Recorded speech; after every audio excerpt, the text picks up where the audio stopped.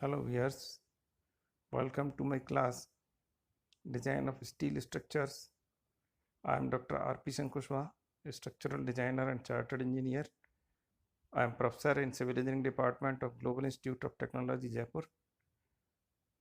Today we are going to design overhead rectangular steel water tank and different parts of overhead steel water tank. So please see the video till end carefully and get benefited. Thank you. See the design of the overhead rectangular steel water tank. So first of all, look at the design steps of the overhead water tank. So here an side elevation is provided to you. You can see the tank here. This is the height of the side wall of the tank, and this height is consisted by two plates, and you can see the base of the tank. The base of the tank is consisted by 6 plates, or you can see here below this base of the tank, you can see the 7 beams are there which are in longitudinal direction, and these beams are called H upper tier of beams. In the bottom you can see long beam in this direction. This is spanning in this direction. So these are two beams, and these two beams are called as bottom tier of beams.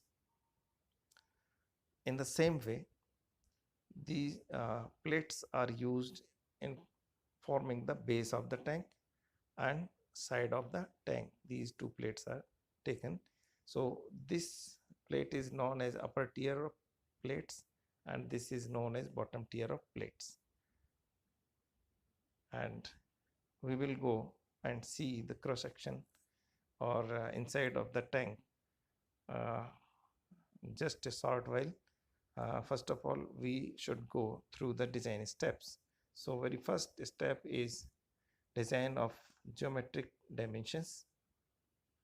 First, second, thickness of steel plates, and steel plates used of size 1.25 by 1.25 meter. This is standard size.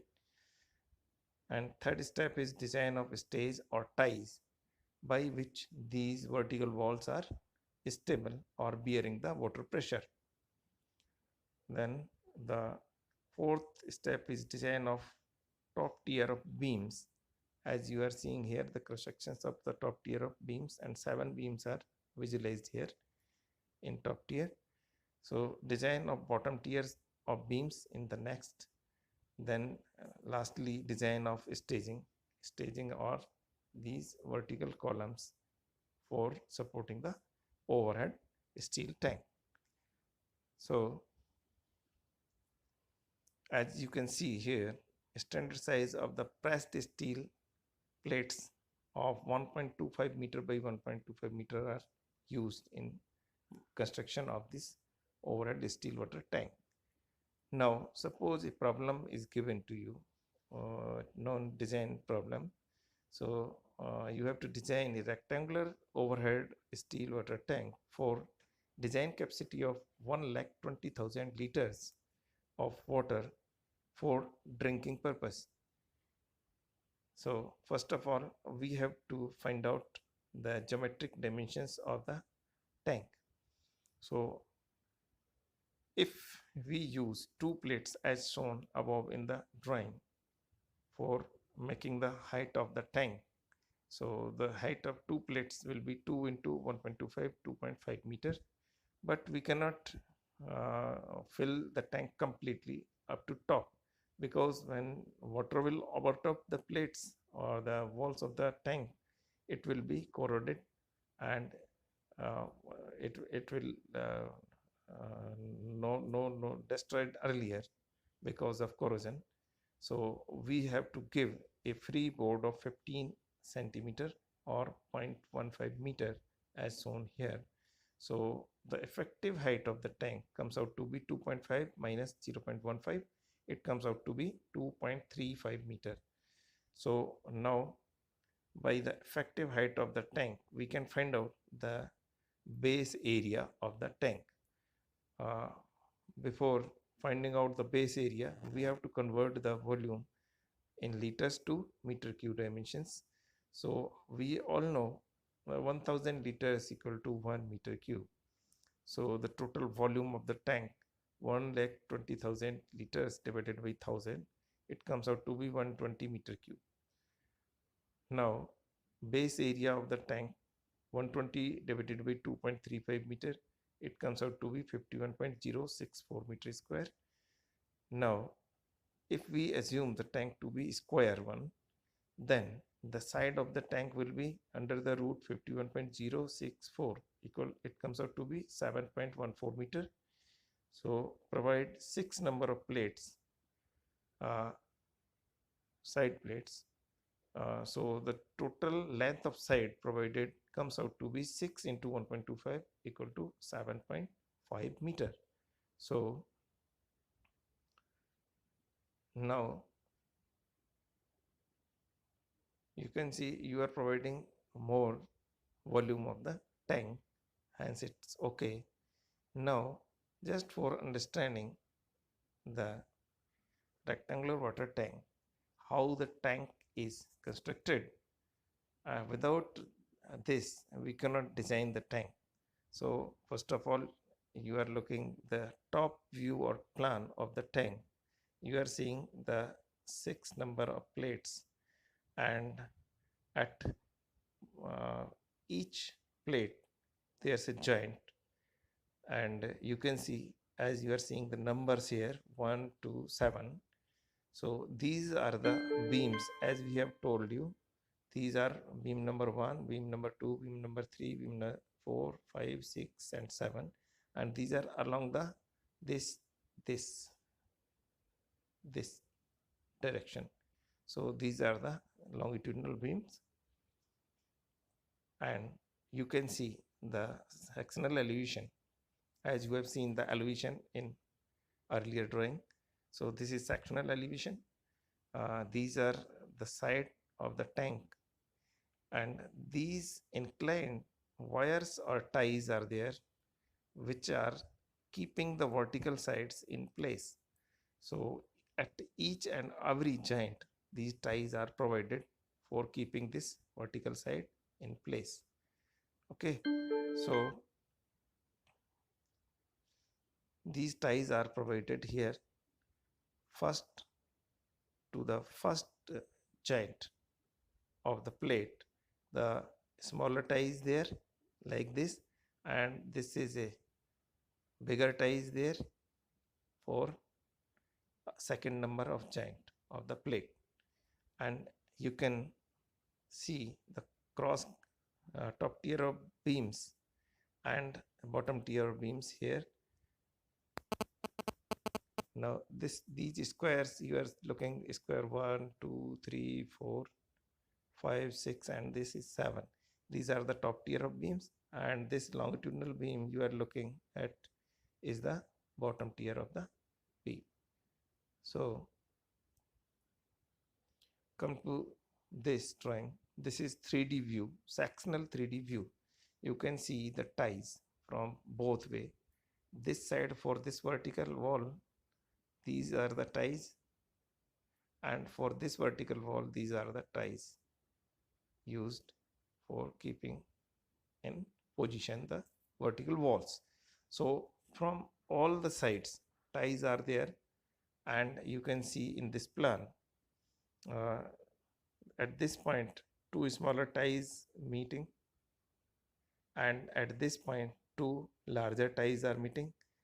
At this point 1 small and 1 large tie is meeting at beam number 3rd, first joint. And you can see at this beam number 2, second joint, a smaller tie is there and a large tie is there.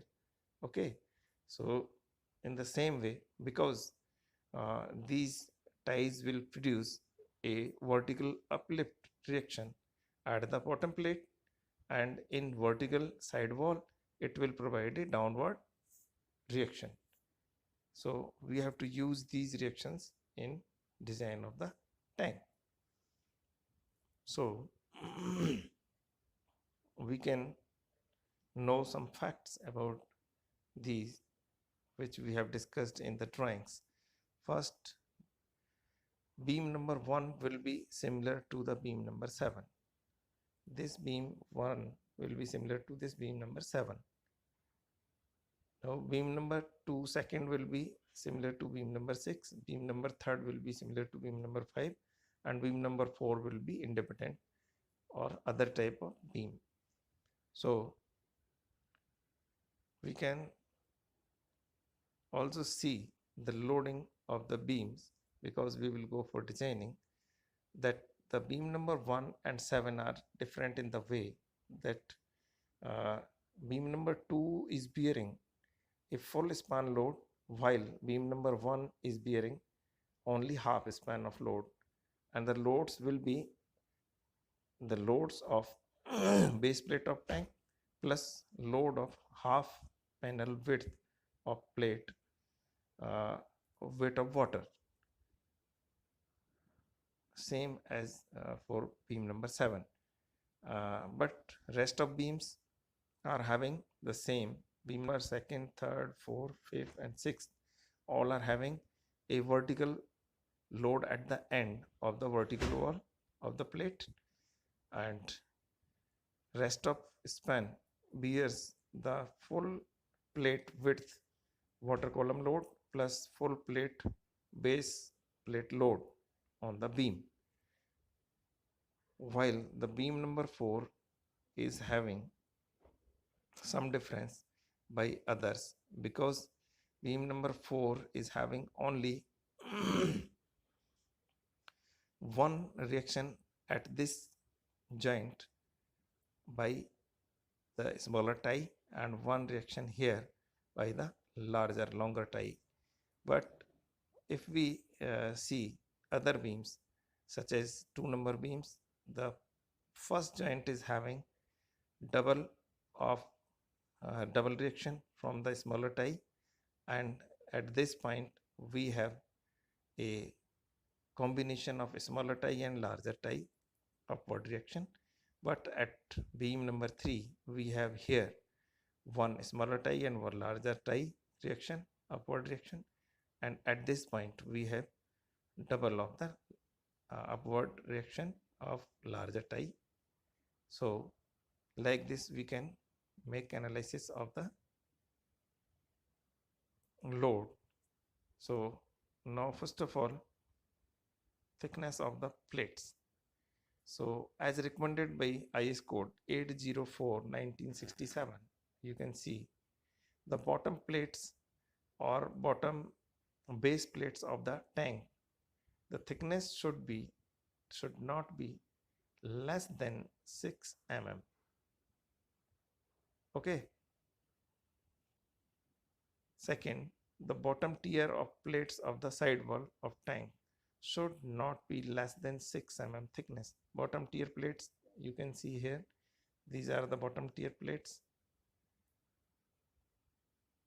or you can say here this is bottom tier plate, this first plate is bottom tier plate. So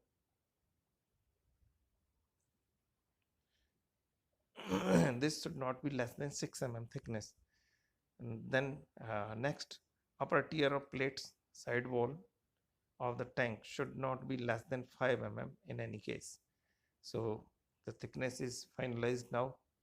Now come to the analysis of the vertical wall. So we are going to find out the tension in ties.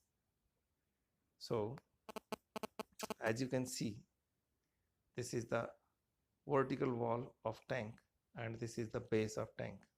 So these two ties, this is longer tie and this is a smaller tie, these two ties will be attached to the side wall to base of the tank, just for resisting the water pressure inside the tank. Now for analysis, we are making this diagram, you are looking a triangle here. This is a triangle, and this is the base, and this is the upper plate. Upper plate is this, and this is the pressure intensity of water for this upper plate. So we will calculate the pressure of water on the upper plate first. So P1, pressure at upper plate, will be equal to area of this triangle. So above triangle, so the area of our triangle will be equal to half of gamma h into h for per plate length, per plate width. So P1 comes out to be 9.580 kilonewton, and its center or the action point will be at the CG of this triangle. So this distance will be h by 3 or 0.416. Okay, now finding out the bottom tier of plate pressure P2. So the pressure at the bottom plate will be half of the parallel sides area of the trapezium multiplied by the one plate width. So area of trapezium will be equal to half of BE plus CD into H into H. We know what is BE is gamma H, and CD is also gamma 2H into H square. So on resolving, this comes out to be 28.74 kilonewton. So this is a lower pressure P2. And what will be the action point or distance from the base of the triangle? So x, suppose x is the distance, this x is the distance from base of the triangle. So x comes out to be 1/3 of h into whole bracket gamma 2h plus 2 times gamma h divided by 2 gamma 2h plus gamma h. So this comes out to be 0.556.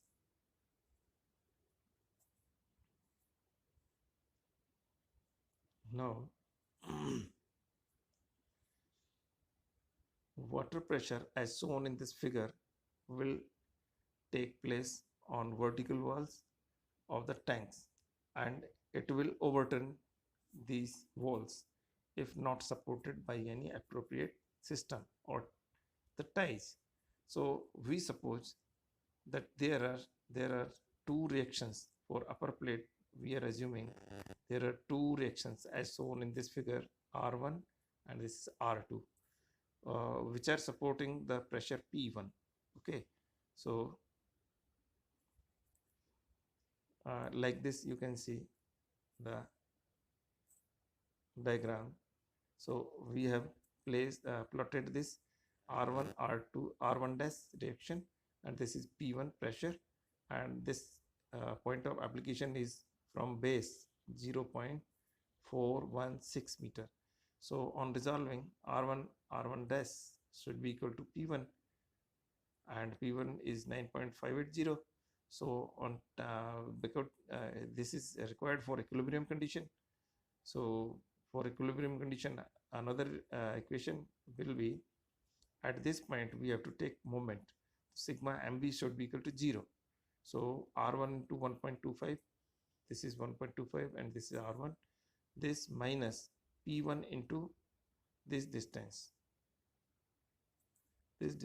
So it should be equal to 0. On resolving, R1 comes out to be 3.193 kilonewton. Now putting the value in equation number 1, so this equation, so R1 dash comes out to be 6.387 kilonewton.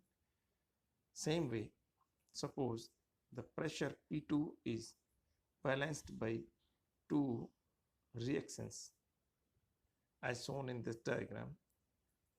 So for equilibrium condition, sigma V should be equal to 0. So R2 dash equal to P2.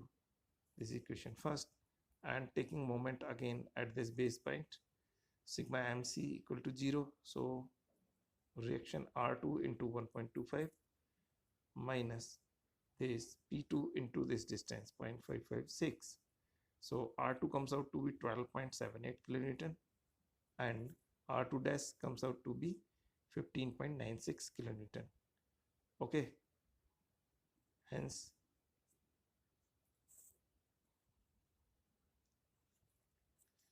plotting again the reactions here.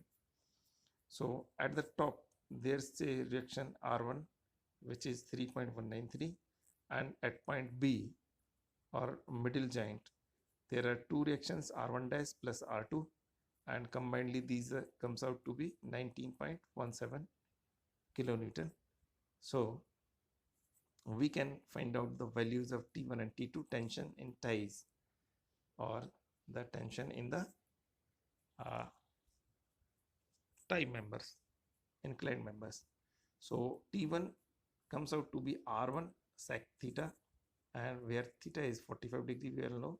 So T1 comes out to be 4.516 kilonewton. In the same way, T2 is equal to R2 R1 dash plus R2 sec theta 45, and it comes out to be 19.17. So on finding out this tension in the ties, we again come to this picture. Now we have to find out the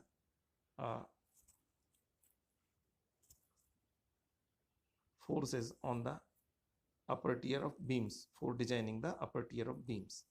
So self weight, first of all we will talk about the beam number 1 and 7. So the self weight of the short sheet plate of the vertical side wall. So because there are two plates, so 2 into length of each plate is 1.25, 2 into 1.25 multiplied by 1 is the per meter length, into thickness of the plate. Thickness is 6 mm, so 6 divided by 1000 multiplied by the unit weight of steel 78.5. So it comes out to be 1.177 kilonewton per meter.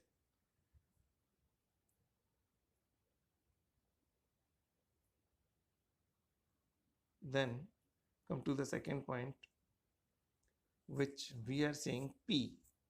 P is the combination of tie reactions. So we have to calculate these tie reactions separate also. So we will make it these two separate also. So this is T2 sin 45 plus T1 sin 45. So this comes out to be on resolving, this comes out to be 3.193 plus 19.17. This is T2 sin 45 3.193, and this is T1 sin 45 19.17. So total of these two comes out to be 22.363 kilonewton, which is P. We have assumed this P. So as you can see here, T2 sin 45 is 3.193 and T1 sin 45 is 19.17 kilonewton. Okay, so now analysis of beam number 1 and 7. So this is the loading diagram of beam number 1. You can see there's a UDL over whole the span. Then at each and every joint apart from the edges is loaded by P force. So what is UDL? We may see it. UDL is consisted on beam number 1 and 7. UDL is consisted by vertical wall of the tank plus half span or half plate width water column weight plus half plate itself weight. So it comes out to be 16.799 kilonewton per meter. And in the same way, P will be equal to tie reactions from both the ties. So 19.17 plus 3.193, it comes out to 22.363 kilonewton. On loading the beam, finding out the reactions. So Ra and Rb comes out to be 129.395 kilonewton, and finding out the maximum bending moment at center, MC will be equal to, you can see this equation, and MC comes out to be 121.519 kilonewton per meter. Now analysis of beam number 2 and 6. You can see the loading diagram of the beam number 2 and 6. So at edge here, the force Q is there at both the ends or both edges, and then at the first reaction here you are visualizing it is double of a smaller tie reaction upward force, and same at this, and this is P on the second joint. So second and so this is third and fifth joint. So this is upward force P, means smaller tie and longer tie both are providing this reaction P. And at center you can see is on this beam only T2 sine 45 reaction is there, as we have seen in this diagram. Here only this is T2, means longer tie upward reaction is there. Here the two reactions are there. One this only one smaller tie reactions is there on the fourth number of the beam. So beam number 2 and 6. So this is T2 sine 45, means a smaller tie reaction only. So finding out the value of Q, Q is equal to P plus self weight of the vertical wall of the tank for a single plate, as you are seeing here. This part, this 2 beam is the vertical wall, one plate width load is there. So the total of Q comes out to be 23.83 kilonewton, and UDL for all the beams 2, 3, 4, 5 and 6 will be in this way. This will be for double of the beam load taken for beam number 1 and 7. So it comes out to be 31.244 kilonewton meter, because this is for the full span of the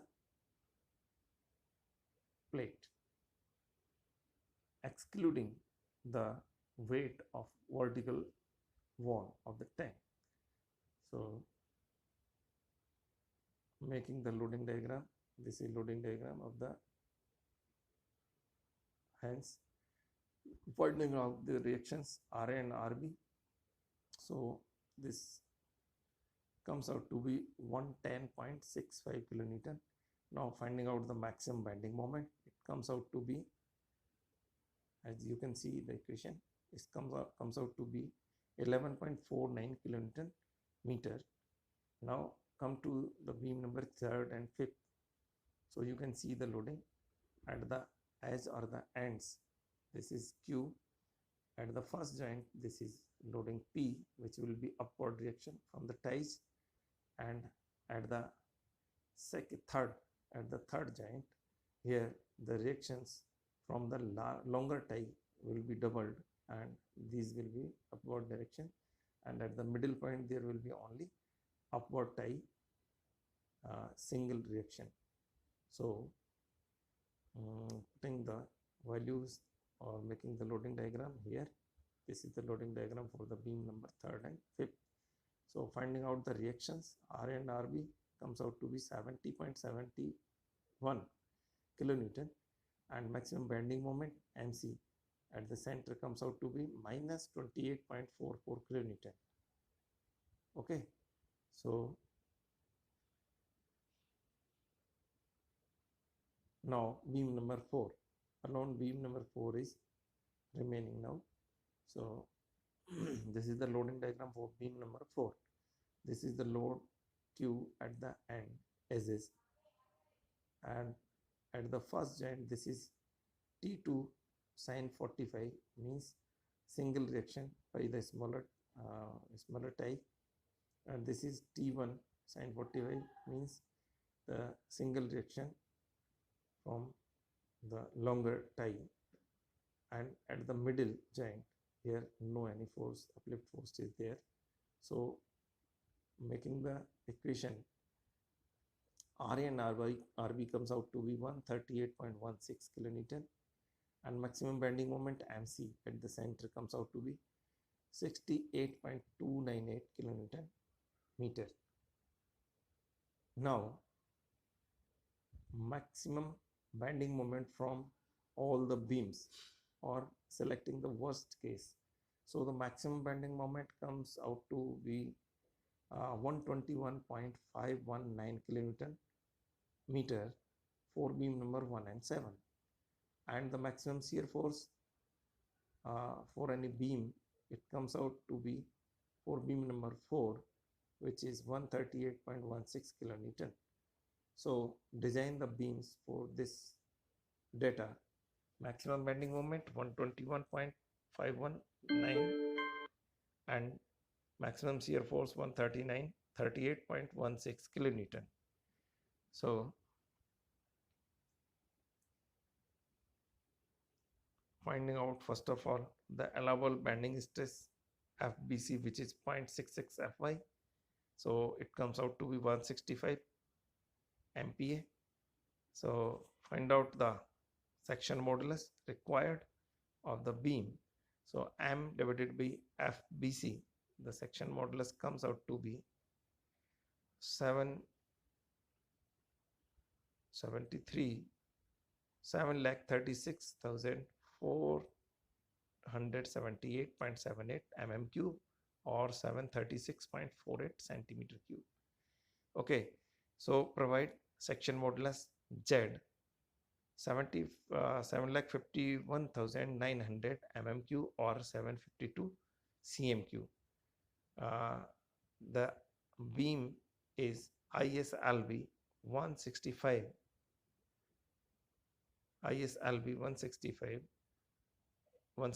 by 350 mm size. So moment of resistance provided by the beam, MR will be equal to F into ZP. So F is 165 and ZP provided is this 752 cm3. So the total moment of resistance comes out to be 124.06 kilonewton meter, which is far more than 121.52 kilonewton meter. Hence the design is okay. Now check this beam for shear force. So shear force permissible tau P is equal to 0.6 165.6 into FBC, or 0.4 into Fy. So tau P comes out to be 100 MPa. Now permissible stress, so shear force divided by the sectional area of the beam provided. So this comes out to be 21.93 MPa. Hence it is far less than 100 MPa. Hence the design is okay. Now come to the design of bottom tier of beams. We all know that all the reactions RA and RV calculated for the upper tier of beams are the loads coming on the bottom tier of beams. So plotting the load over bottom tier beams. So this is the diagram. So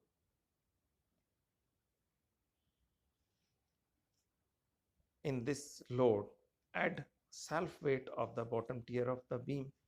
So suppose self weight of bottom tier of beam equal to 852.4 Newton meter. So the resultant force comes out to be like this self weight of the beam and the total force at the joints are these. So this is the final loading diagram, and finding out the reactions Ra and Rb, the reactions comes out to be 391.28 kilonewton, and maximum bending moment at center of the beam comes out to be minus 678.57 kilonewton meter. So designing the section for this section modulus required is maximum bending moment divided by the FBC, and it comes out to be 4112 4 lakh, sorry, it comes out to be 4112.54 cm cube. Hence provide the section required for this and check for the maximum shear stress. Hence this is the design of upper tier of beams. So thank you very much. So now come to the next topic, which is design of staging. But we all have studied in design first or DSS first the design of staging of columns. So I think you all are well known of that designing of the staging. So thank you for attending the session. Thank you very much.